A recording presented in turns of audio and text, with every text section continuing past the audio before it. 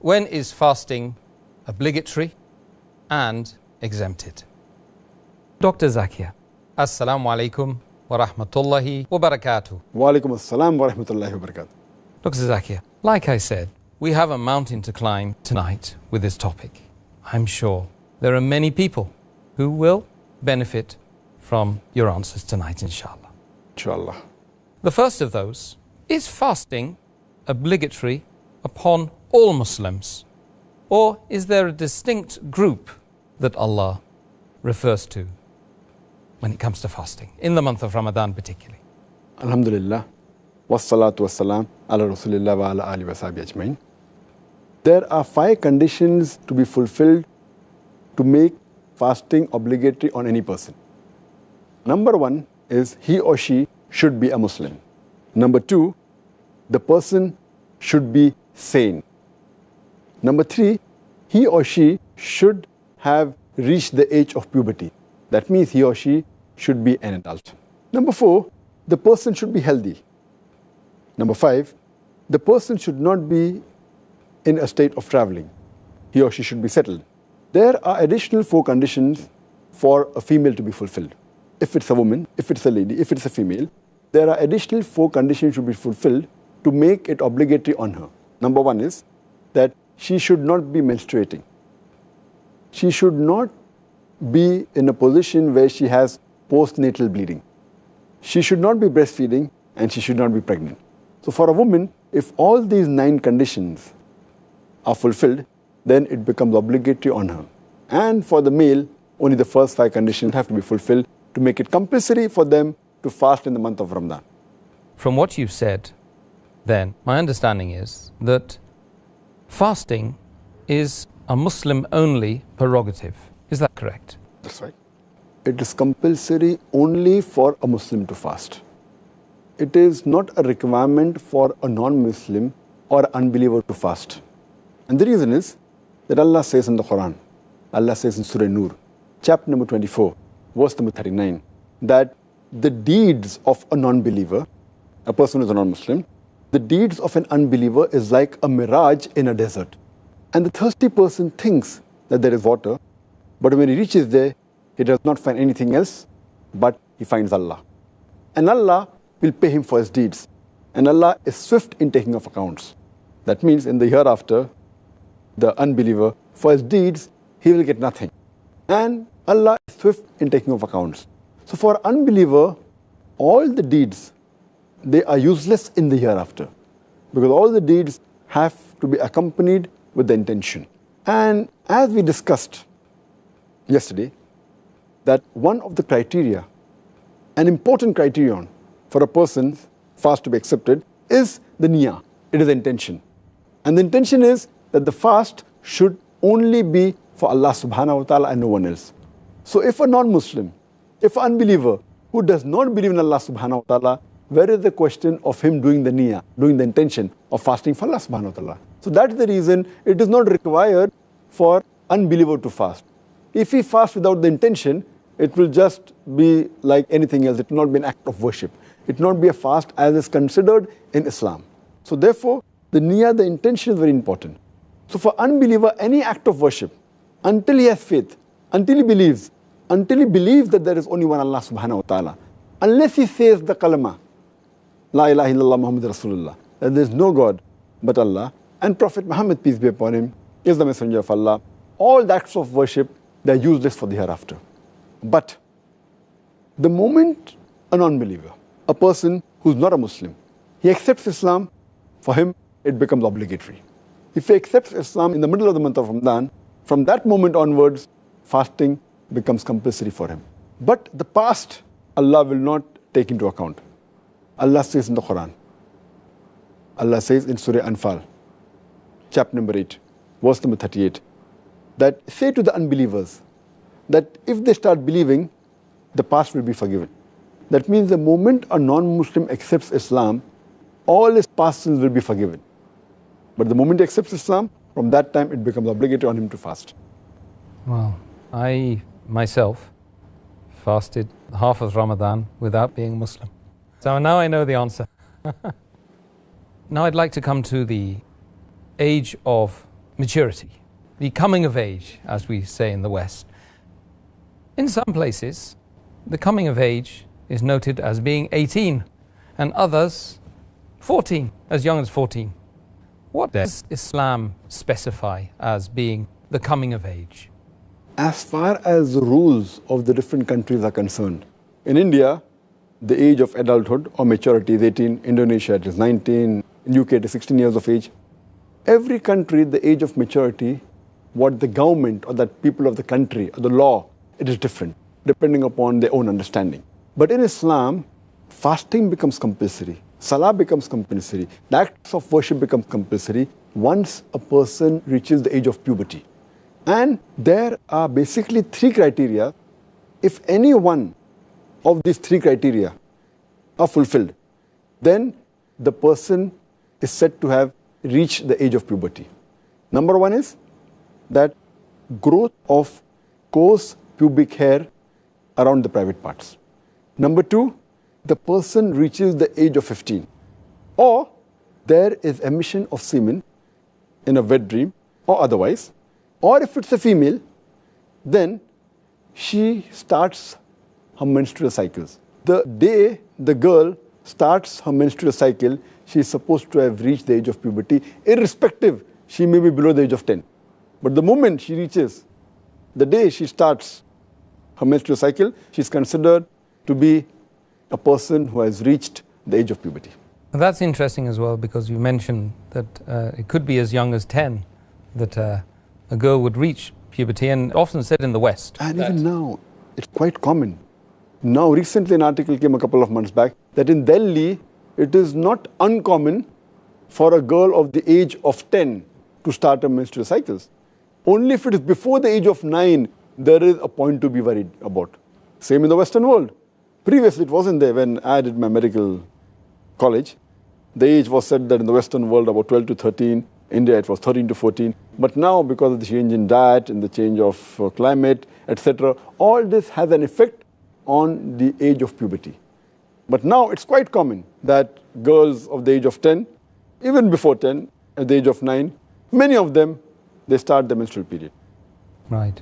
And they seem to be maturing quicker than the boys as well. That's another question. That's right. Now, Dr. Zakir, on to the second category of people. We're talking about exemptions. Could you list or mention all of the different categories of people that are exempted from fasting during the month of Ramadan? There are in total, according to me, 13 categories of people who are exempted from fasting. The first is if the person is an unbeliever, if he is a non-Muslim. Number two, if he or she is a minor. Number three, if the person is insane. Number four, if it's a lady and she is menstruating, she need not fast. Number five, if she has her postnatal bleeding, she's exempted from fasting.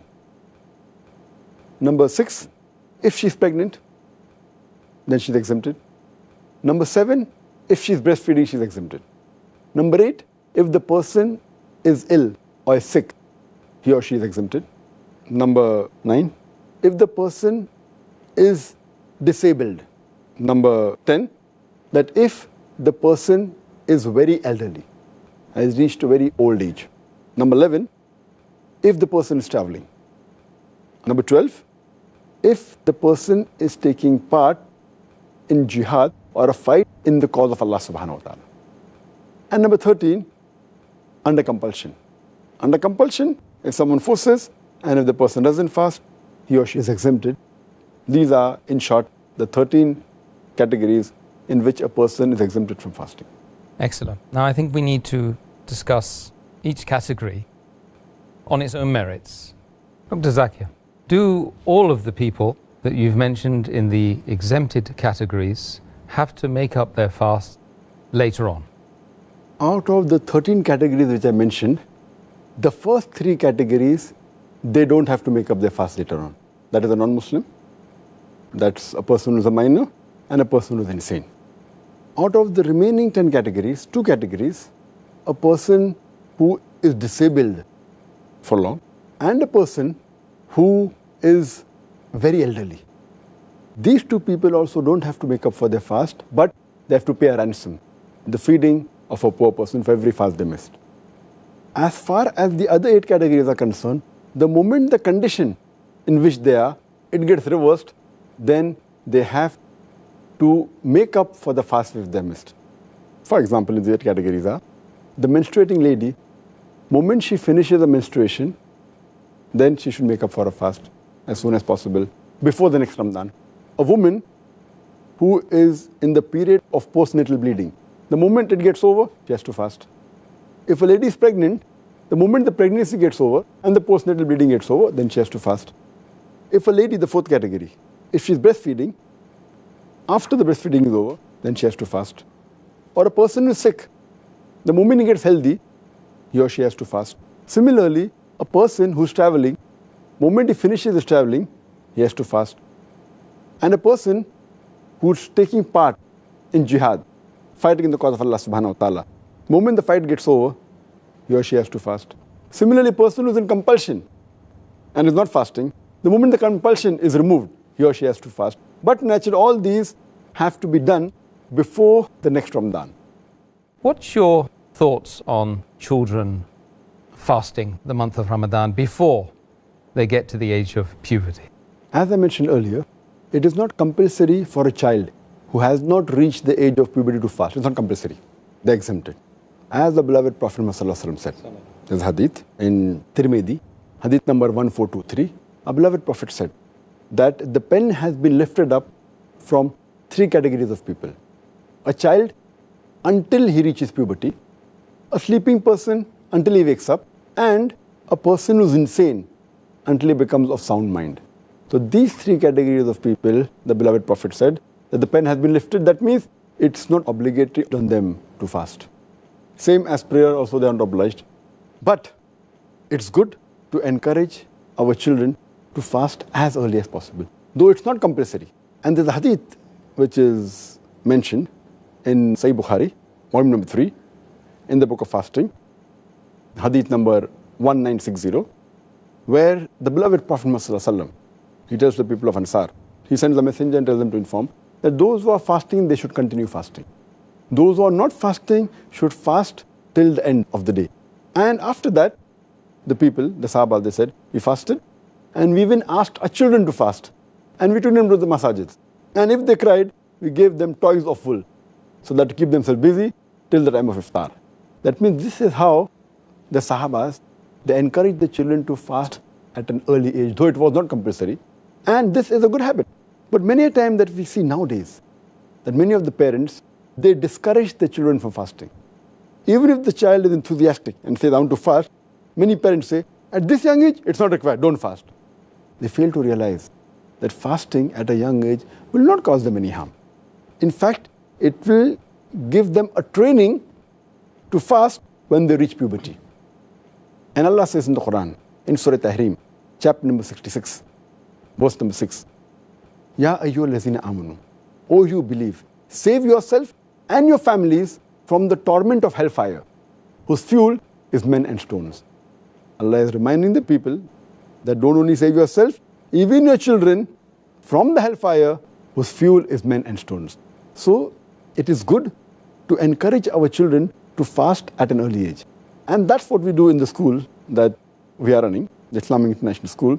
We encourage them to fast at an early age, even when they are in junior KG or in senior KG, at the age of 4, 5, 6, we encourage them. And at this age, the age of 4, 5, 6, we say that a person who fasts the maximum in the class will get a gift, will get a reward. And that encourages them. And when they reach standard first, that is approximately the age of 6, alhamdulillah, most of the children fast the full month.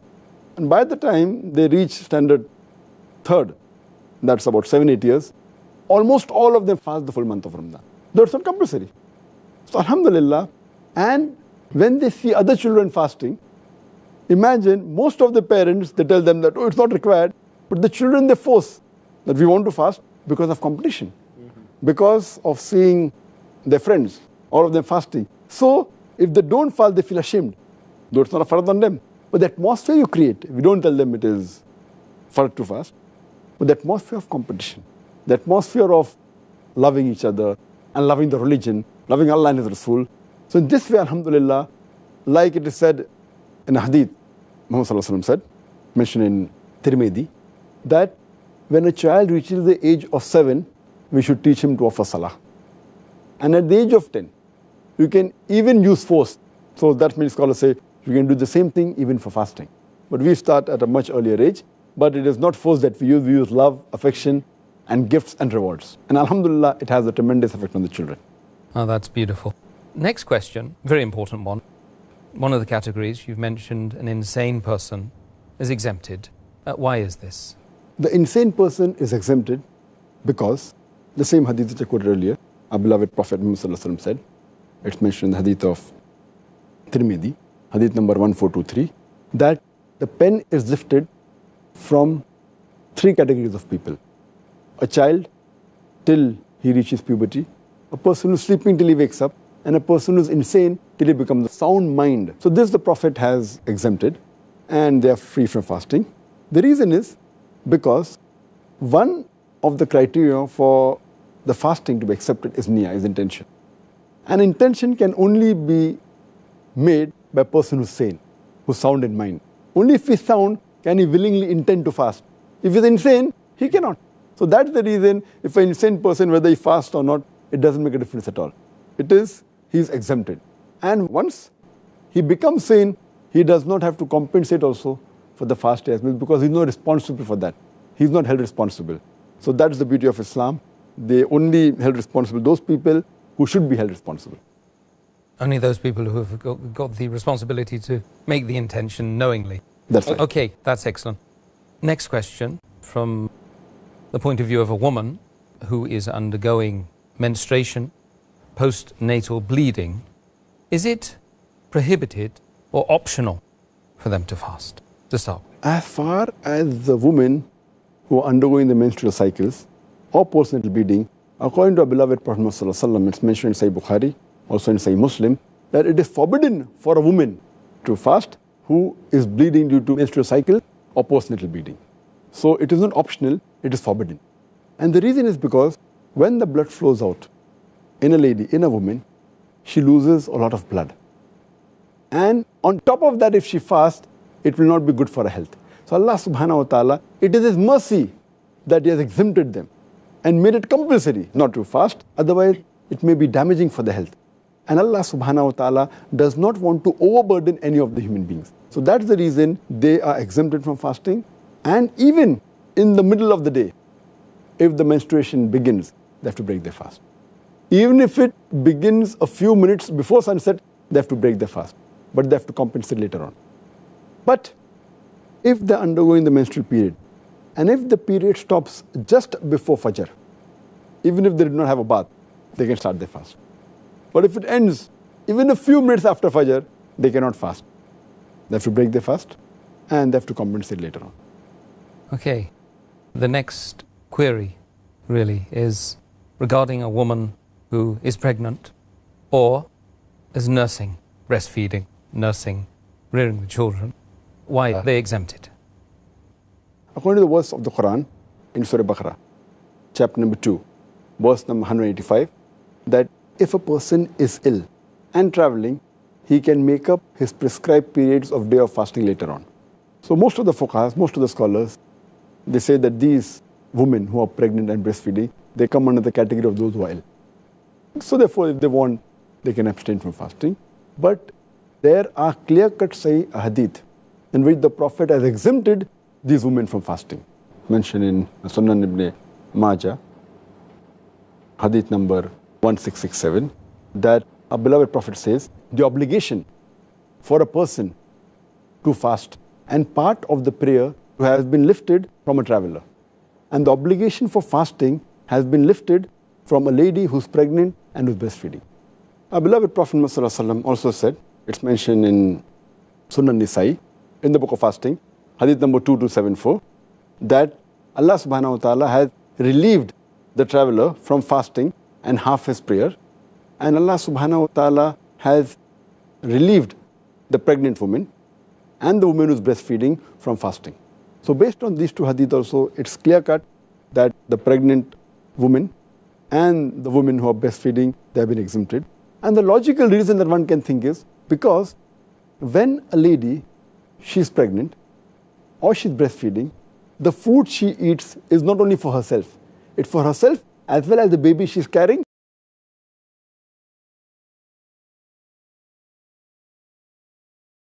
Or become difficult for a baby, then she's exempted from fasting. But if she's in the early stage of pregnancy, and if she feels, or she's breastfeeding, and if she feels that fasting will not cause any damage to her health and will not cause a damage to the baby, then she should fast. If she has a doubt, if she can do it with hardship, as long as there's no damage to herself, to her health, and the baby, she has the option to fast, not to fast. But if it's causing damage to her health or the baby, it becomes haram for her to fast. Because Allah subhanahu wa ta'ala does not want to lay a burden more than what a person can bear. And in this regard, that is the reason Allah has exempted them. Later on, when they are healthy, when they stop breastfeeding, or when the pregnancy ends, after postnatal bleeding, then they have to make up for the fast they have missed before the next Ramadan. Regarding a person who is a bit incapacitated due to illness, headache or stomachache, they also exempted from fasting? The people who are ill, they are exempted. Allah says in the Quran, in Surah Baqarah, chapter number 2, verse number 185, that if a person is ill and traveling, he can make up his prescribed periods of day of fasting later on. But that does not mean if a person is suffering from a headache or a stomachache or a cough, he should not fast. If a person can fast, if he's sick, it becomes compulsory for him to fast. The only time he's exempted is if fasting becomes difficult due to his illness, or if he fasts, his illness would be increased, or his health would deteriorate, or it's compulsory for him to take some medicine due to his illness, then it becomes prohibited. Otherwise, for small issues or for small reasons like cough, like cold, like headache, like stomachache, fasting is compulsory. And the reason Allah subhanahu wa ta'ala has exempted those people who are ill, so that Allah subhanahu wa ta'ala does not want to put a burden.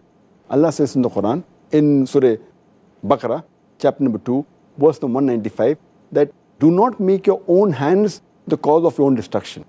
If I'm ill, and if I know that fasting is going to cause a loss for me, will deteriorate my health, it's like killing myself. So Allah said it's prohibited. So if I know fasting will deteriorate my health, then it becomes prohibited. Similarly, Allah says in the Quran, in Surah Nisa, chapter number 4, verse number 29, that kill not yourselves, for Allah subhanahu wa ta'ala is the most merciful. So causing a loss or a damage to your own health yourself is prohibited in Islam. So this exemption is mainly for those people for whom it is difficult or it will deteriorate the health, not for small ailments. Okay.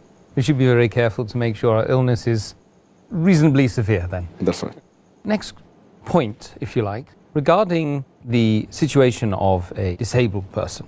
Why is it a disabled person has to pay a ransom due to the fact they haven't fasted? Allah says in the Quran, in Surah Baqarah, chapter number 2, verse number 184, that if it is difficult for a person to fast, he can either fast or pay a ransom. That is feeding of an indigent person or a poor person. The reason is that if a person is disabled or if he's sick permanently and there are no signs that he will become healthy where he can observe fast. So the question of him compensating or the question for him to keep the fast later on doesn't arise at all.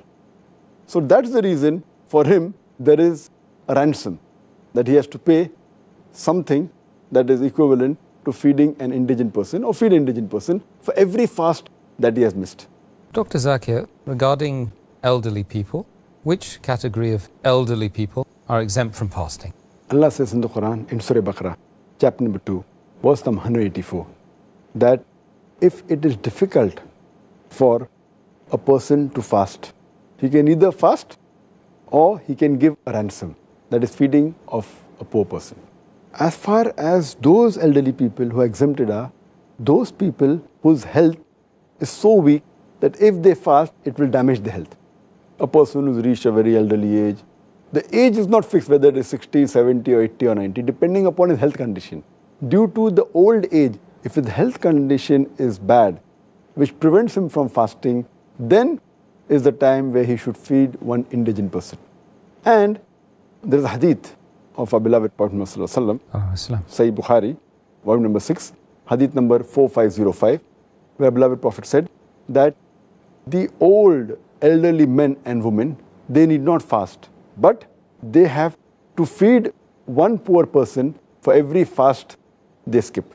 And similarly, there are various hadith. For example, if you read Daraqutni 2/208, it says that if a person who has to give a ransom, he has to feed a poor person 1 mud of wheat. 1 mud is equal to 2 hands outstretched full of wheat. That's what you should feed. There's another hadith which says in Daraqutni 2/270 that Anas, may Allah be pleased with him, 1 year when he became very old and he could not fast. So at the end of the month, he called 30 poor people and he fed them with bread, crumbs and meal. A proper meal for 30 poor people. So it means that for every fast you miss, you should feed one poor person. But coming back to the question that if the elderly person is of sound mind and not healthy, that's the time he has to feed a person or give ransom. But if a person is elderly and he becomes insane, if he's not of sound mind, then he doesn't have to fast, he's exempted, neither does he have to give any ransom, neither he has to compensate, because he is like a child, as our beloved Prophet said earlier, which I mentioned, that the pen has been lifted on 3 categories of people. Person who's a child reaches puberty. So these people again become like children, or they become like a person who's insane. We say that the person has become senile. So if he reaches an age in which his mental stability is not there, he need not fast, neither does he have to compensate the fast later on, neither has to pay any ransom. Okay, that just about answers that one then. Regarding the situation of a traveller, is it forbidden or optional for a traveller to fast? Allah says in the Quran, in Surah Baqarah, chapter number 2, verse number 185, that if you are ill or on a journey, the prescribed number of days for fasting can be made later on. So this is a concession given. That means if you want to fast, you can fast. If you want to exempt yourself, exempt, but later on you have to make up the period. Allah subhanahu wa ta'ala here has compared the traveller and kept him or her in the same category as the person who's ill. Because the beloved Prophet Muhammad said, it's mentioned in Sahih Bukhari, volume number 3, hadith number 1804, our beloved Prophet said that traveling is a punishment, or when a person goes on a journey, it's like a punishment. That means it's difficult. He has to undergo many hardships. And it is mentioned in Sahih Bukhari, volume number 3, book of fasting, hadith number 1943. There was a Sahaba by the name of Hamza, may Allah be pleased with him, and he used to always fast even on a journey. So he asked the Prophet that should he fast on a journey or not. So the Prophet said, if you wish to fast, you can fast. If you don't want to fast, you don't fast. That means it was optional. If a person wanted to fast, he could fast. If he didn't want, he need not fast. For example, if a person who's used to traveling and he does not find any hardship, and if he fasts, there's no problem, it's good for him. Or if a person feels hardship and doesn't want to fast, then he need not fast. And this you come to know from the hadith of Hazrat Anas, may Allah be pleased with him. He said, it's mentioned in Sahih Bukhari, volume number 3, hadith number 1947, where Hazrat Anas, may Allah be pleased with him, he says, then when we used to travel with the Prophet, some of the companions, they fasted. Some of them did not fast. But those who kept the fast did not criticize those who did not keep the fast. And those who did not fast, they did not criticize those who fasted. So basically, it's optional. Those who can take the strain and want to fast, they can. Those who don't want, it's up to them. Logically, from there, we can deduce that it's an optional That's right. fast. But if a person decides to opt to fast whilst traveling, are they in a situation where they get more reward from Allah Allah subhanahu wa ta'ala says in the previous verse,